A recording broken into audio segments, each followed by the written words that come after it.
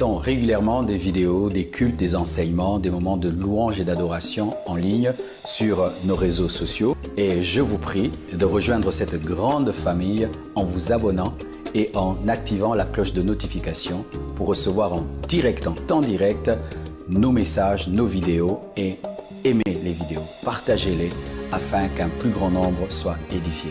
Que Dieu vous bénisse. Salut ton voisin, ta voisine, souhaite la bienvenue dans la présence de Dieu. Je demande au pasteur des extensions de vous asseoir devant, je veux vous voir. Amen. Tous les pasteurs des extensions, asseyez-vous devant s'il vous plaît. Alléluia.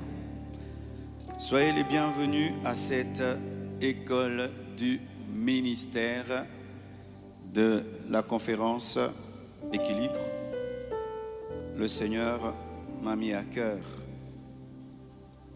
que nous puissions avoir des écoles le matin pour les hommes de Dieu et le soir des plénières pour les enfants de Dieu. Donc spécifiquement, particulièrement, le matin, nous parlons aux serviteurs de Dieu, aux ouvriers, aux ouvrières. Alléluia. Nous sommes bénis d'avoir déjà le bishop Ivan parmi nous. Acclamons le Seigneur. Welcome. Amen.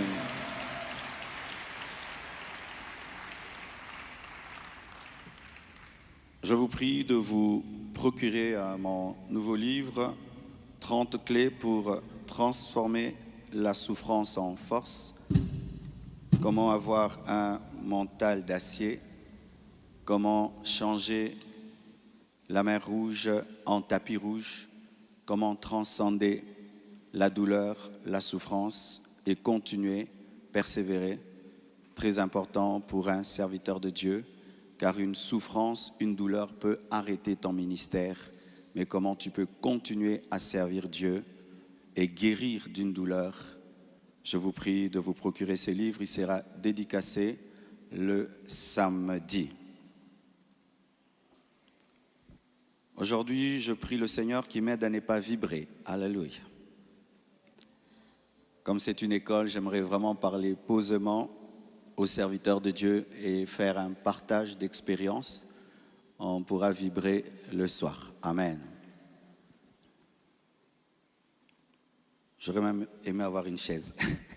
Comme ça, je vous parle clairement, calmement. Comment briller dans les ténèbres? Nous allons lire 4 passages de base pour cette conférence. Philippiens 2, versets 14 à 16. Faites toutes choses sans murmure ni hésitation, afin que vous soyez irréprochables et purs, des enfants de Dieu, irrépréhensibles au milieu d'une génération perverse et corrompue, parmi laquelle vous brillez comme des flambeaux dans le monde, portant la parole de vie. Je pourrai me glorifier au jour de Christ de n'avoir pas couru en vain ni travaillé en vain. Matthieu 5, 14 à 16. Vous êtes la lumière du monde. Une ville située sur une montagne ne peut être cachée. Et on n'allume pas une lampe pour la mettre sous le boisseau, mais on la met sur le chandelier et elle éclaire tous ceux qui sont dans la maison. Que votre lumière luise ainsi devant les hommes, afin qu'ils voient vos bonnes œuvres et qu'ils glorifient votre Père qui est dans les cieux. Éphésiens 5, 8 à 9. Autrefois, vous étiez ténèbres, et maintenant vous êtes lumière dans le Seigneur. Marchez comme des enfants de lumière, car le fruit de la lumière consiste en toutes sortes de bonté, de justice et de vérité. Le dernier passage, Romains 12, versets 20 à 21. Mais si ton ennemi a faim, donne-lui à manger. S'il a soif, donne-lui à boire, car en agissant ainsi, ce sont des charbons ardents que tu amasseras sur sa tête. Ne te laisse pas vaincre par le mal, mais surmonte le mal par le bien. Prenez place, s'il vous plaît.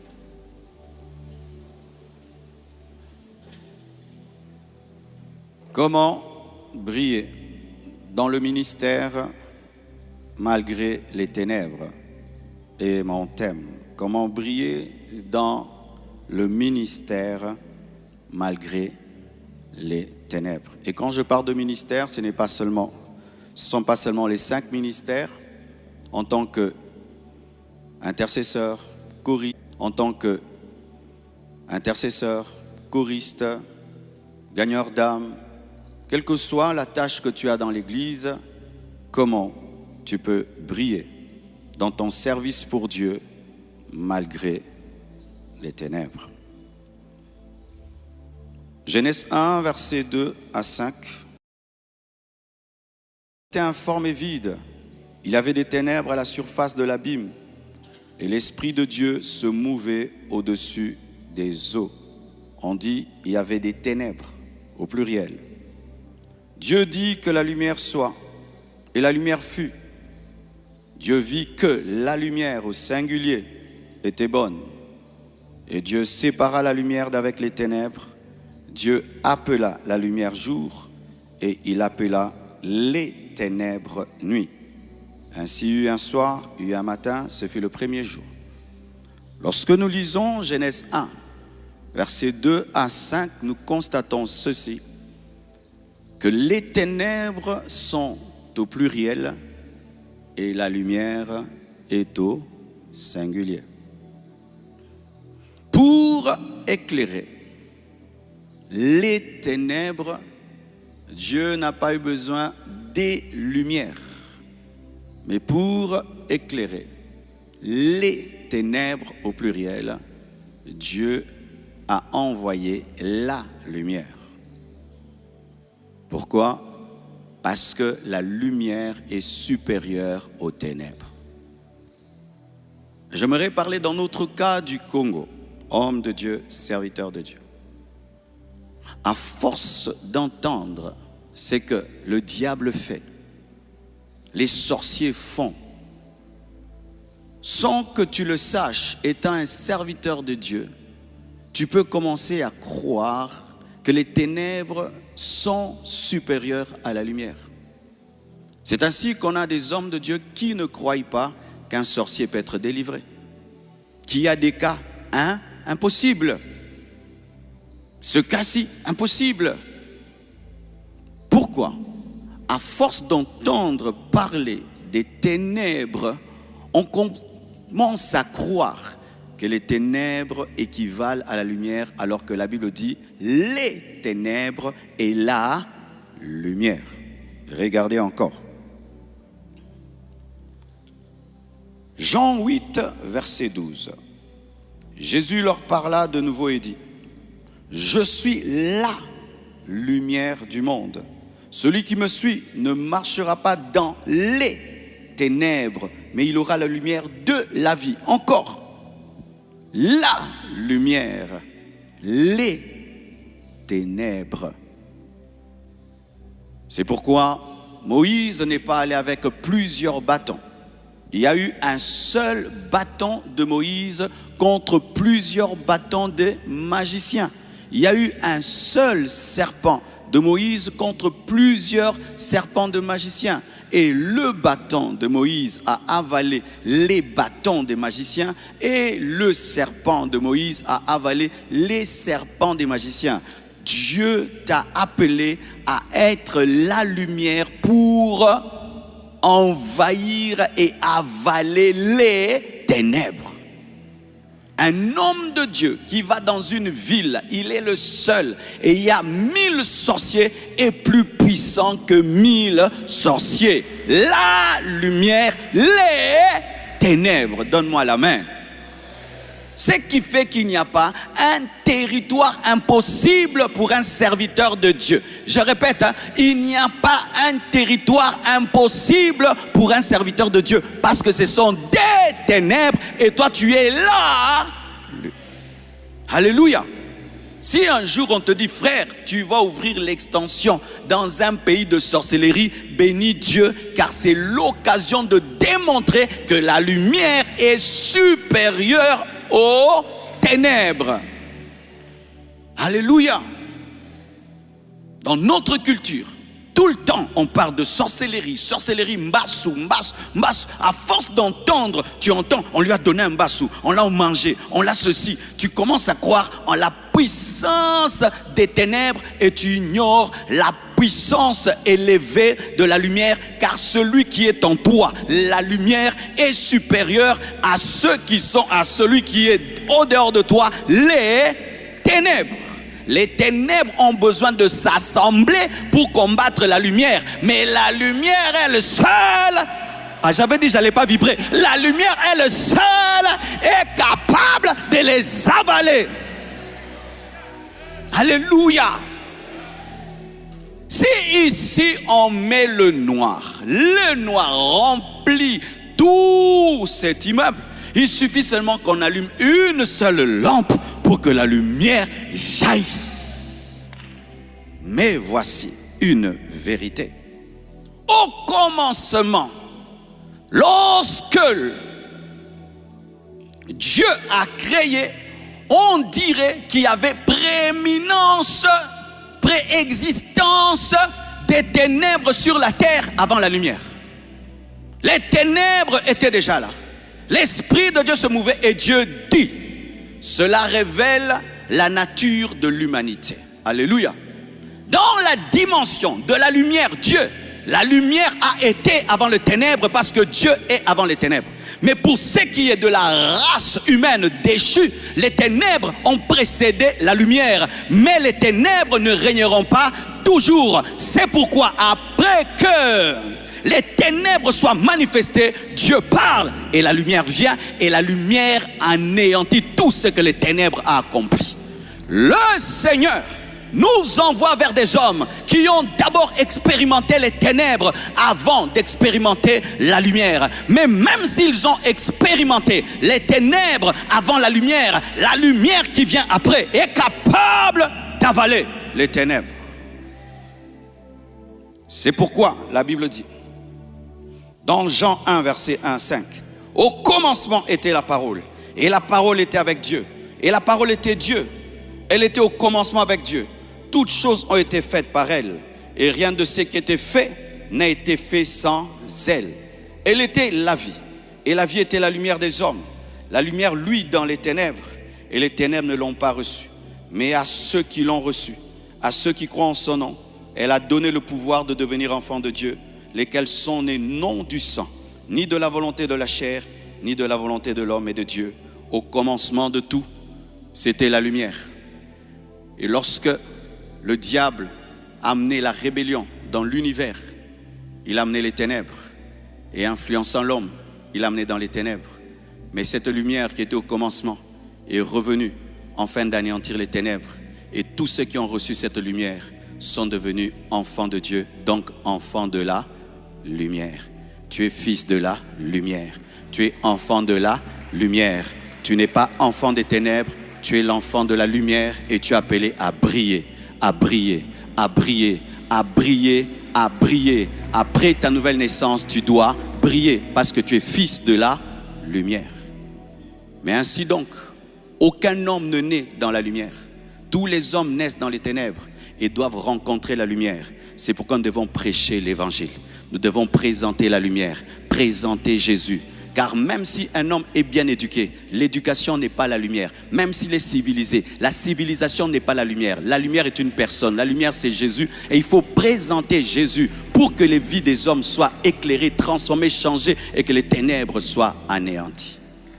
Alléluia. Briller dans les ténèbres. Les ténèbres représentent le péché. Le péché.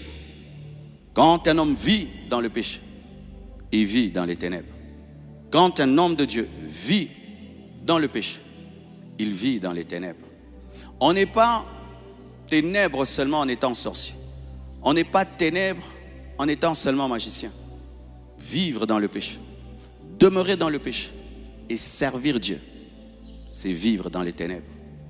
Et quelle contradiction d'être serviteur de la lumière et vivre à la fois dans les ténèbres. Si tu n'es ni lumière ni ténèbres, tu es ténèbres parce que Dieu ne règne pas dans la pénombre. Dieu ne règne pas dans la pénombre. Alléluia. Les ténèbres, c'est aussi l'ignorance. L'ignorance. C'est pourquoi il faut enseigner, homme de Dieu. Ce que tu n'as pas dit à l'église, maintiens l'église dans les ténèbres. Partout où il y a l'ignorance de la parole de Dieu, de la vérité, il y a les ténèbres. Et un chrétien peut être chrétien, mais il peut être dans les ténèbres dans un domaine de ta vie, dans sa vie, parce qu'il n'a pas encore la lumière dans ce domaine-là. Le domaine dans ton ministère où règne encore l'ignorance est dans les ténèbres. Tu es dans les ténèbres.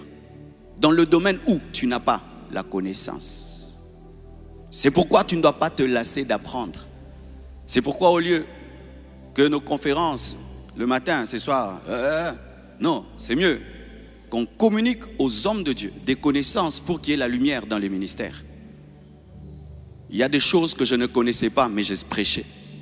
Il y a des choses que je ne connaissais pas, mais je prêchais. Et je remarquais que dans l'église, il y avait des carences. Lorsque j'ai connu, la lumière est venue dans ces domaines-là et j'ai vécu l'impact dans ce domaine-là. Homme de Dieu, sois humble et tes ténèbres seront éclairées par la connaissance. Soit en lisant la Bible, soit en lisant un livre, soit en écoutant un autre homme de Dieu, soit en observant un autre homme de Dieu, tu peux avoir la lumière. Regardez un homme de Dieu qui croit seulement à la prière, mais qui ne croit pas en la sanctification. Il est dans les ténèbres, dans le domaine de la sainteté, mais il est dans la lumière, dans le domaine de la prière. Les ténèbres, c'est l'oppression spirituelle. Colossiens 1,13 nous dit, il nous a délivrés de la puissance des ténèbres, l'oppression satanique. Il y a des hommes qui sont sous l'emprise des démons. N'oublions pas, mes frères, chasser les démons, combattre les puissants des ténèbres, faire le combat spirituel n'est pas l'apanage d'un ministère. Nous sommes tombés dans un piège au Congo. Nous avons pris, chassé les démons, délivrance. On a donné un ministère. On dit c'est pour eux. Nous, on prêche seulement la parole, on prie. Non. Lorsque Dieu nous appelle, il nous appelle à libérer des gens qui sont dans les ténèbres. Et ces ténèbres, certains, sont sous l'emprise des femmes de nuit, des maris de nuit, de la sorcellerie, des œuvres de ténèbres. Tu leur prêches, abandonner le péché, mais n'arrive pas, parce qu'il y a un esprit dans sa vie. Il faut le savoir. C'est pourquoi ne vous lassez pas de chasser les démons, de prier pour des délivrances, de combattre les puissants des ténèbres et d'être conscient que dans le ministère, il n'y a pas que les hommes, il y a aussi des esprits impurs qu'il faut soumettre à l'autorité de la lumière. C'est pourquoi tout homme de Dieu doit opérer dans le combat spirituel. Alléluia. Tout homme de Dieu doit opérer dans le combat spirituel. Parce que les ténèbres, c'est aussi la domination satanique. Les ténèbres, c'est la maladie, la médiocrité,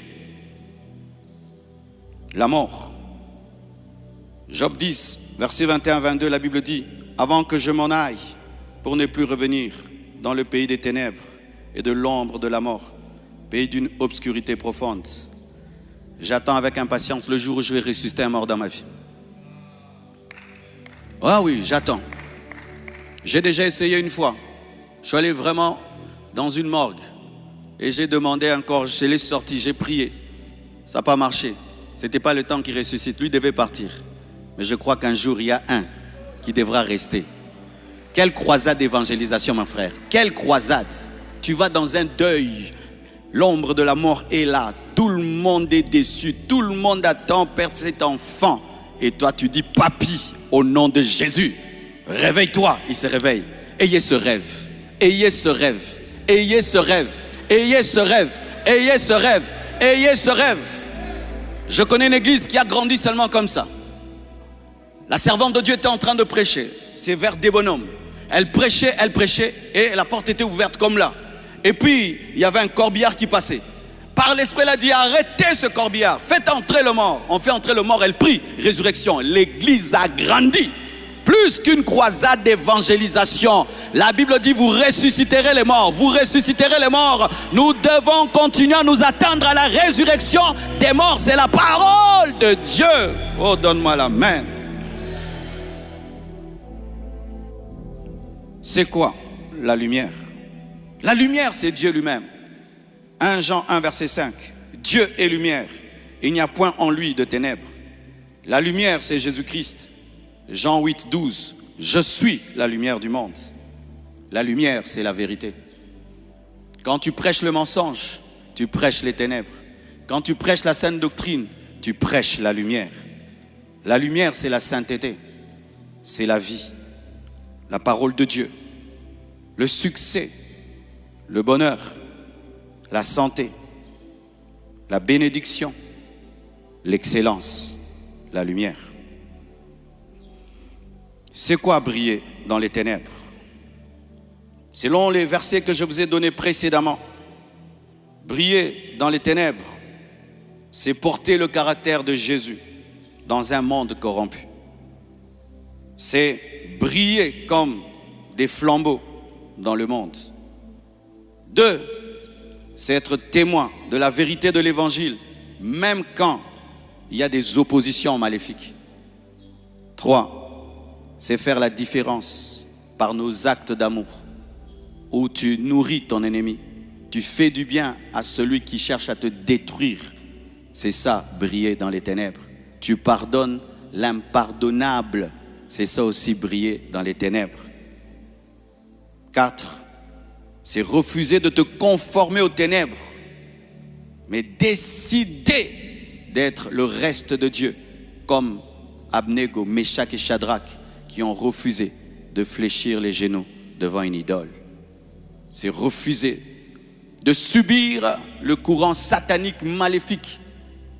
Même si ça fait grandir l'église, même si ça donne du succès, mais tu sens qu'il y a l'occultisme dedans, tu sens que ce n'est pas la saine doctrine, tu acceptes la persécution et tu restes ferme dans la saine doctrine. C'est ça aussi, briller dans les ténèbres. Briller dans les ténèbres, c'est exceller malgré la médiocrité.